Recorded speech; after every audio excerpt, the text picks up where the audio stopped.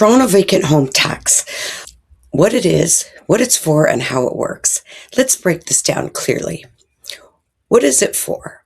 Well, the Vacant Home Tax was introduced to address one issue, and one issue only in Toronto: unused housing during a housing shortage.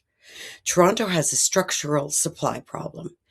Thousands of homes were sitting empty while demand and prices were rising. The city implemented the tax to increase housing supply by pushing owners to rent out vacant properties, discourage speculative holding of empty homes, generate revenue for affordable housing initiatives. How is it implemented? Well, an annual declaration is required. Every residential property owner in Toronto must declare the occupancy status of their property each year.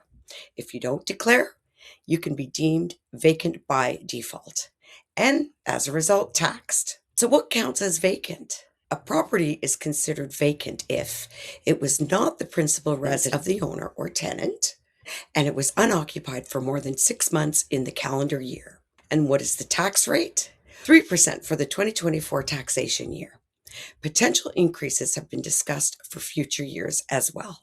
For example, on a $2.5 million Lawrence Park home at 3%, that's $75,000 annually. Now that's real money, but there are exemptions, and this is really important for you to understand.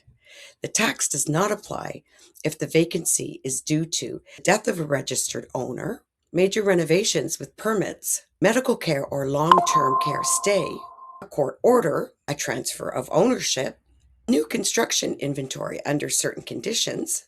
So how is this enforced? Well, the city can request supporting documents. They can audit declarations, issue fines, and add the tax to the property tax roll number. If unpaid, it becomes part of municipal taxes, which means standard tax enforcement applies. The message is simple: an empty home in Toronto is now an expensive strategy. Property owners must declare occupancy status every year by April 30th of the following year.